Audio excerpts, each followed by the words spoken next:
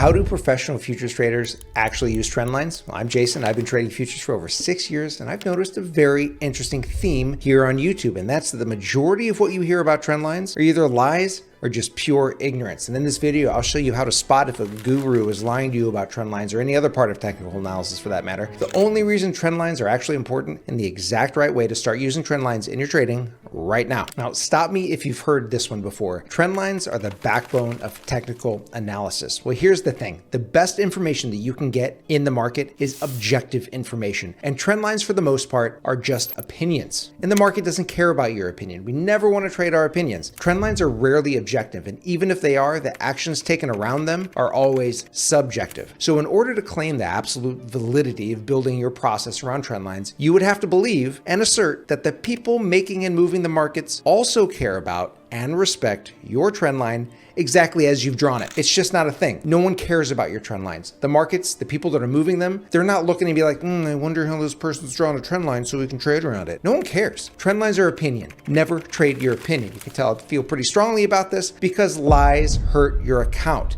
And we're not going to do that anymore. So the conclusion here is we cannot, with any seriousness or confidence, trade around trend lines as an absolute in the market. You can insert any technical analysis technique in place of trend lines in that sentence, and the statement would still be true. Trend lines are a part of a much bigger technical analysis picture. It is not the centerpiece of that picture. It's just part of the color. It's part of the way you see the market and price structure, how it's moving. And trend lines are usually personal. I said earlier that they are opinions, but what that means is you can use them in a way that is personal to you and works for you. But what you should not do is tell others that this is how you trade around trend lines. It's not going to work. Here's the thing though, trend lines do actually matter. And in order to show you how and why they matter, even in their subjectivity, you need to go all the way back to the late 1800s, have a little history lesson about good old Charles Dow, old Chuck as we call him. Now what he did was found technical analysis as we know it today. He founded the Wall Street Journal. He founded the Dow Jones Industrial Average. All kinds of innovations in order to protect against market manipulation. That was why he created most of these things. You think about all the market manipulation happening back then and how easy that probably was. If he concerned himself, he found, with the primary trend of the market, the overall trajectory of where a market might be going, he didn't have to worry about the intraday swings that the market would take. He just concerned himself with the overall path that the market was taking. And how he did that was he looked at months and years of data, averaged it all out, and followed the trend of where it was going. Well, then how do professionals actually use them in their trading? Well, just like any other kind of technical analysis technique, they use it with discretion. We use it with consistency and as a part of a larger set of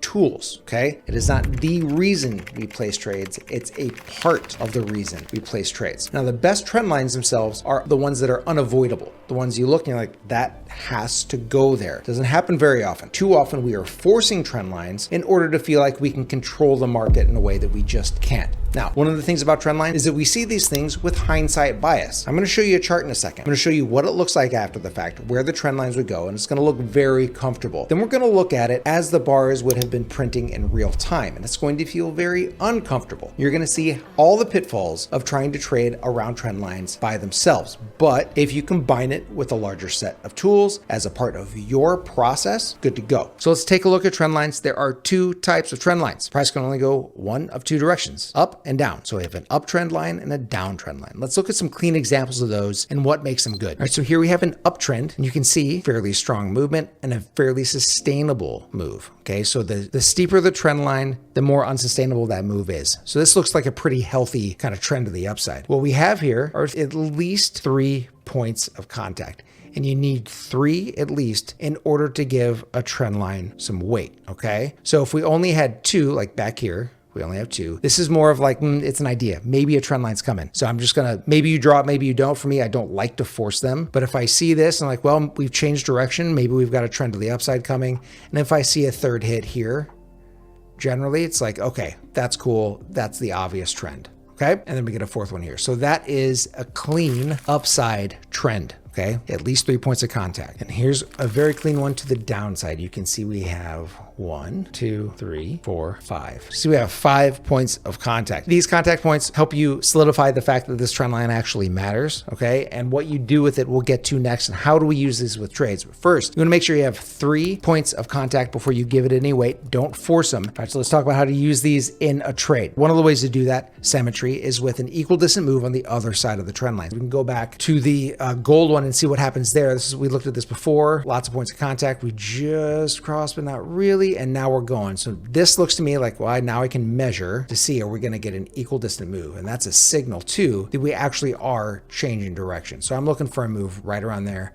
And you can see how price consolidates there, right? This is how it happens. Equal distant move from here. I'll just copy and paste so you can see from there. All right. Now, what it'll do generally beforehand is exactly what it did here, and that's back test the trend line. You can see it crosses and then it comes back tests the trend line, and then moves equal distant from there and then consolidates. So this is something that happens a lot. So if you're, for example, short here, and I'll get to an actual trade example soon, you might take your profits because we've traveled equal distant. We've already back tested the trend line. The obligations for price around this move are now basically over. Okay, as far as we understand. So let's go look at a trade here. This is ES. Now let's take this trend line away for now. All right, this pink line, previous day's high, yesterday's high. What happens a lot is price is gonna open underneath it, which it does here, 930 open right there. We opened underneath the previous day's high, that pink line. Now what I expect is some kind of test to come up and then back in and test the inside of that range. All right, some kind of move. So I'm looking to get short after prices come above the previous day's high. I'm looking for a test back under that line. So my idea, my trade idea is short. So how am I going to use a trend line to assist me on that? I'm not using a trend line as the trade idea itself. I'm using it as an assisting tool for a trade idea I already have. So I'm going to find my best trend line, and then I would probably be looking for, once we're here, you can do a couple different options. Probably that looks the cleanest as far as the actual trajectory of the market, because that way we know if we're looking to get under this line, we want to make sure that our slope is sustainable, right? So this is a very sustainable slope. Now we're waiting for it to cross. Check our points of contact. 1, that's where it starts. 2, 3, 4. I'm just waiting for this thing to cross, and significantly. And now that we've crossed, I can do something like equal distant move. I'm going to measure that. If and when we go equal distant around it, I'm going to consider the fact that I might now want to validate my short underneath this pink line. Okay, so haven't done it yet, so that's out of the way. We're just going to look for the next one. Okay, doing it again. This is a smaller version of that. Not much we can do with that. You can see if I zoom in, once we cross, we backtest that trend line here, outperform our equal distant move. And so now that trend line is basically dead to me. It's telling me that, yeah, you might want to get ready to get short underneath that pink line. We have now moved and are heading in the other direction. So let's say, make this a little bit cleaner. Now this one goes away. Don't need it anymore. It's already told us we're turning. Thank you, trend line. You're very helpful. And now let's say you get short under this line somewhere around there. So our entry is like here. Again, this is something that happens a lot. We're back inside the previous day side. Now I'm looking to get short. All right. So put my short entry in somewhere around there. I've got some targets down here, usually predefined for me. My ATM settings tell me exactly where my targets are, but trend lines can also be a great tool for take profit targets. All right. So if we've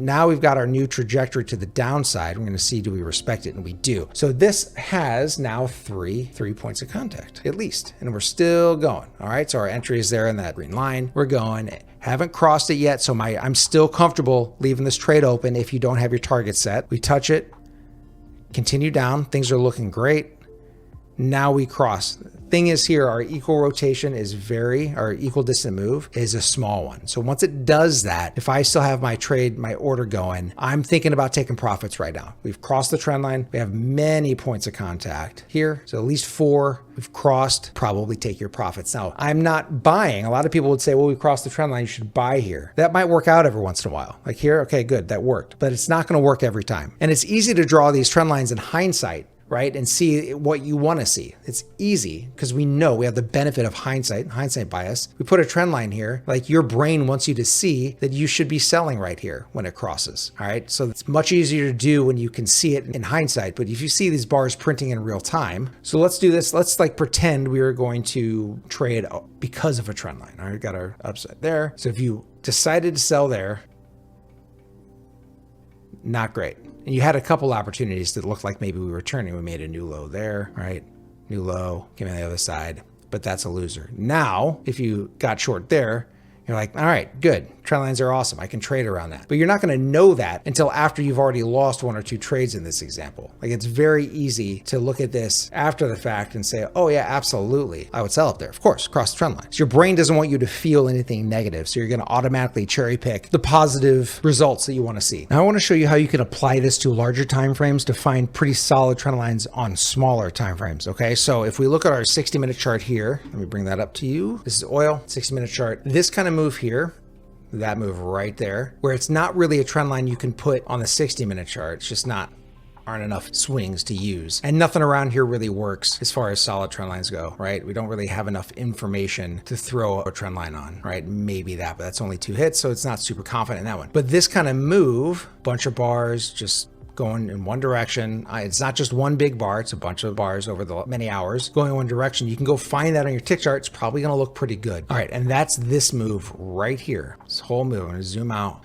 That's this move. It's pretty solid move here. Probably a number of different trend lines you can use. You can see that just kind of continues to the upside. So when you see a move like that, a bunch together, a bunch of bars going in the same direction. And I want to draw this out just so you can understand. I want you to, as you're trading now and using trend lines, look for these things, all right? 3 points of contact and then an equal distant move on either side once it crosses. So let's say this is our trend line, price is moving up, okay? Now what I'm looking for once price crosses is an equal distant move from what happened before the very last swing. Okay, so this one right here, this swing, I'm looking to have an equal distant move on the other side. So once it does that and travels equal distant, then I know this trend line has probably outstayed its welcome. We don't really need it much anymore. If it hasn't yet, you can also expect a back test of that trend line, which also can be helpful. So if you're like long around this area and you want to target to get out, back testing that trend line might also be a way to do it. All right, so here are the things you need to do when you're drawing these trend lines. 1, don't force them, okay? So you form your trade idea, then use the trend line to help you execute that idea. 2, 3 points of contact at least. The more hits there are, the more confident we can be in the fact that that slope, that trajectory of the market is solid. And 2, once it crosses and stays on the other side, you're going to look for an equal distant move from one side to the other. Look for that symmetry. It's a great tool to use for targets, as I showed you earlier. And that's how you use trend lines. It is not the backbone of technical analysis. It is not its own tool for the sake of itself, and it is not a product to be sold. It's a tool to be used as part of a larger set of what you need to analyze the markets correctly. Now, if you want to keep this focus going, check out this video next, the best futures trading setups from beginner to advanced trading. If you've liked this video, if it's been helpful, please like and subscribe to this channel. My only reason for being here is to help you become a better trader. See you next time.